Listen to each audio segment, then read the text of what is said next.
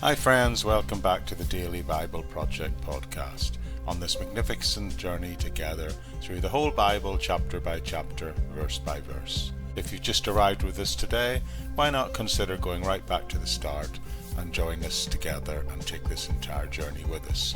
You can either go back to around about episode 70 where we start the Bible Project proper, beginning in Genesis chapter 1 verse 1, or if you're maybe a bit of a beginner and new to this, maybe you want to go back to the start of episode 1, season 1, where we'll take you in 66 short podcasts through each and every one of the 66 books of the Bible.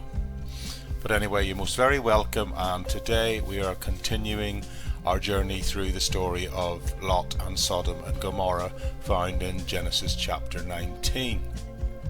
Picking up straight away from where we left off yesterday, I said in the last episode that this is where the narrative begins to get really quite interesting, quite complicated but quite interesting.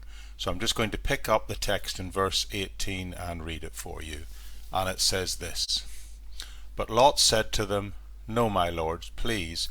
Now he's speaking to the visitors, who we've discovered are in fact angels, and he says, "No, my lord, please, your servant has found favour in your eyes, and you have shown great kindness to me in sparing my life." So these angels delivered him from the mob outside his home in Sodom, and they're allowing him to escape and saying that he should flee to the mountains with his family. But he says here, "But I can't flee to the mountains. This disaster will overtake me, and I will die. Look, here is a town near enough to run to, and it is small. Let me flee to it. It is very small, isn't it? Then my life will be spared." That's what he said to them. "Very well, I will grant this request to you. I will not overthrow the town you speak of, but flee there quickly, because I cannot do anything until you reach it." And that is why that town was called Zoar. The point he is saying is, I don't want to go to the mountains, that I could be killed there. And my response to that is, are you kidding me, Lot? Did you really read have we read together what has really happened to this man in his life? And he's still procrastinating, he's still negotiating. Remember what the Lord has already done? Remember the kings from the east who came down and attacked him and took him into captivity, and God used Abraham to deliver him from those kings. And that was just a few verses back in the beginning of this chapter. And remember, as I said, God had just delivered him from the mob that was outside his house, threatening terrible harm to him and his family.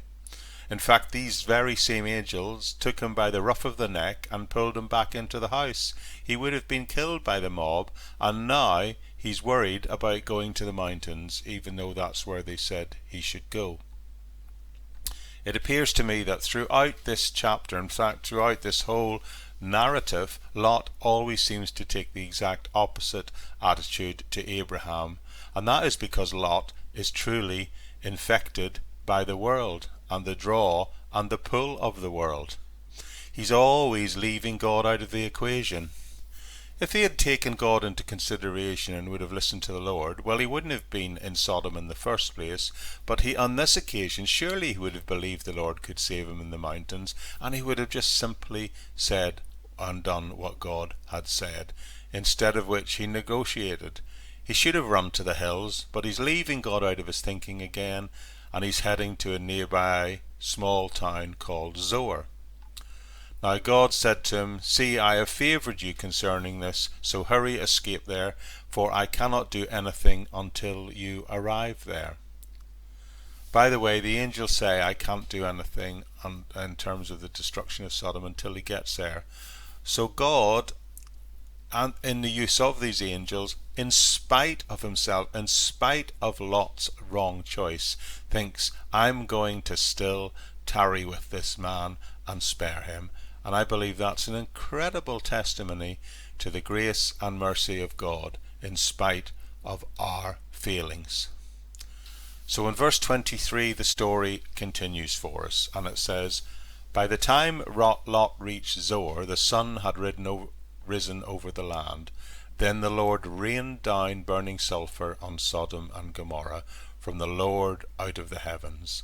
Thus he overthrew those cities and the entire plain, destroying all those living in the cities and also the vegetation of the land. So the Lord destroys the cities and the arable area of the plain around them. Now, earlier in Genesis we were told there were 5 cities in the plain, and it would appear that he's destroyed 4 of the 5, leaving the smaller town/city of Zoar. It also says that the Lord rained down fire and brimstone. At least that's the phrase used in the King James Version. He rained down fire and brimstone on Sodom and Gomorrah. Now I'd just like to talk just for a moment about this phenomenon and this fire and brimstone, and ask the question, do you think what happened here was a description of a natural phenomenon? Now some say that this could represent an earthquake or a volcano eruption, or maybe it may include an earthquake combined with a storm with lightning.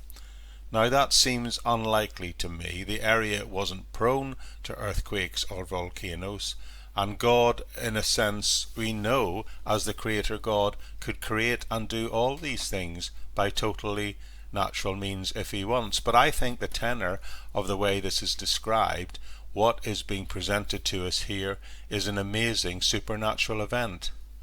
And the fact that it also says that it rained down, but it rained down from heaven, to me doesn't sound like it's suggesting that this was an earthquake or a natural event.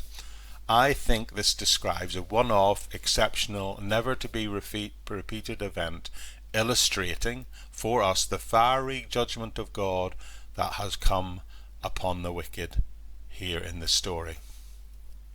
Now, according to 2 Peter chapter 2 in the New Testament, this is also, he uses this as an illustration of the future judgments, and he compares that future occurrence of the judgment of humanity with both this, the flood, Sodom and Gomorrah, but also the Noah story and the flood, and he uses those to illustrate what it will be like in the end times. And Jesus also, when he's teaching on the suddenness of the coming of the Son of Man, he also refers to both those events, the flood and Sodom and Gomorrah, in Luke chapter 17, and he's doing that to illustrate the suddenness with which the Son of Man is going to appear. So I believe what is described here is a supernatural destruction of Sodom and Gomorrah and 2 other cities of the plain. But I'd like to say a little bit more about their location and what this all means in the next episode. So I hope you can come back and join me here tomorrow as we continue looking at this amazing and dramatic story of Lot and the destruction of Sodom and Gomorrah. Quick reminder that there's always a complete transcript of everything I say available in any audio podcast version. Now, if you're watching this as a video version, there should be a link through to the Buzzsprout site where it hosts the audio version, and within that you'll find episode notes and links in which will be contained the transcript. But other than that, thank you for joining me today, and I hope to see you back here again very soon. In fact, tomorrow. So it's bye for me, and I'll see you tomorrow. Bye bye.